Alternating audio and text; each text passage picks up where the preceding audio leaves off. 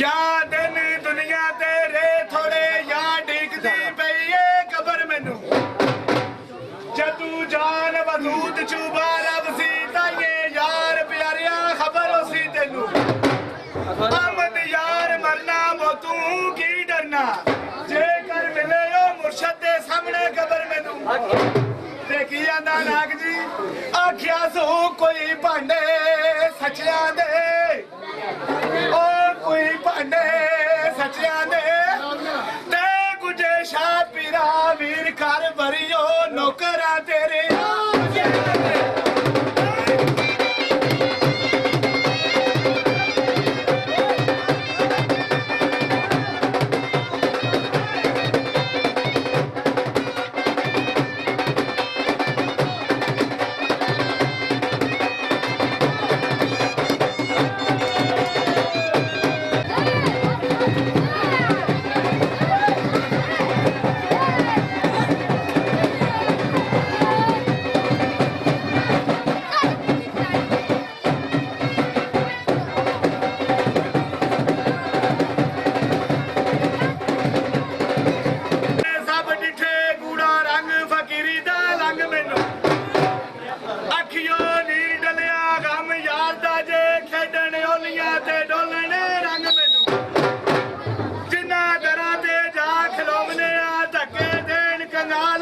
संग मैनू यारो मेरे मुर्शद नू लख लख मुबारका ने जिस झाड़िए इश्क दी रंग आख्या सू कोई पानी कोरियां घड़ियां दा ते बुझे शाह पीर मेरा ओ मोती ते सुचियां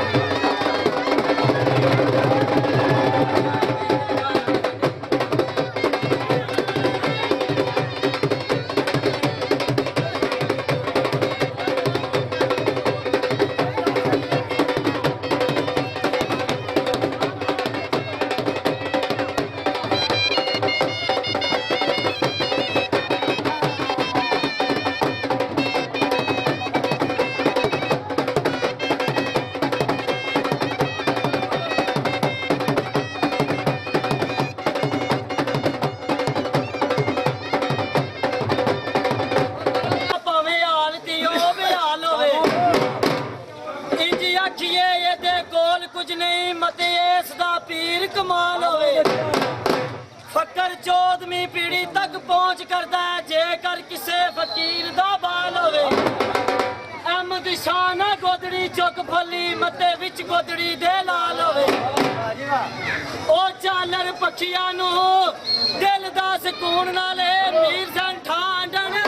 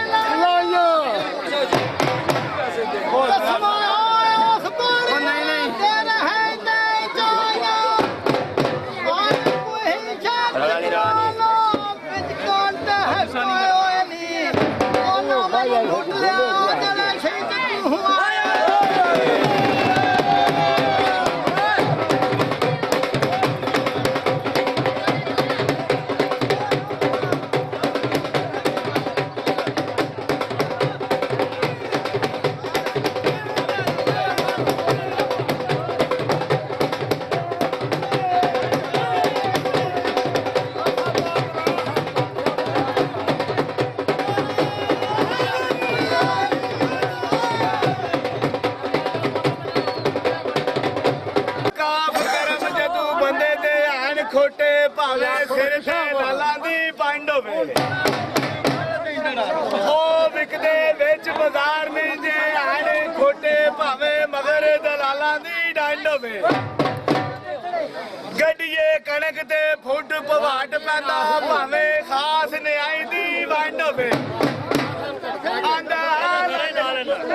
ਲਾਲਿਆ ਬਾਜ ਮੁਹੰਮਦ ਬਖਸ਼ਾ ਕੰਡ ਖਾਲੀ ਭਾਵੇਂ ਮਗਰ ਕਬੀਲੇ ਦਾ ਤਰੰਡ ਹੋਵੇ। ਆਖਿਆ ਜ਼ੂ ਨਾਕ ਜੀ ਮਾਇਆ ਪਾਰ ਹੁੰਦਾ ਓ ਮਾਇਆ ਪਾਰ ਹੁੰਦਾ ਤੇ ਬਾਬਾ ਜੀ ਮੈਂ ਗਲ ਪਾ ਲਾਂਦੀ ਓ ਜੇ ਚੌਧਰੀ ਫੁੱਲਾਂ ਦਾ।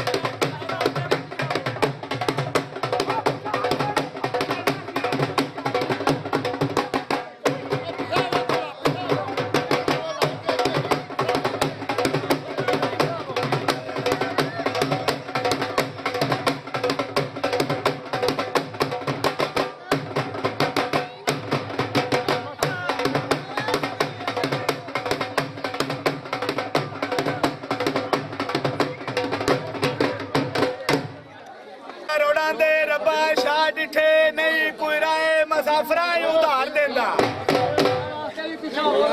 ਅੱਠੇ ਪੈਰ ਨੇ ਦਿਲਾਂ ਦੇ ਕੂਚ ਡੇਰੇ ਨਹੀਂ ਉਹਨਾਂ ਦੀ ਥਾਂ ਕੋਈ ਇਤਬਾਰ ਦਿੰਦਾ।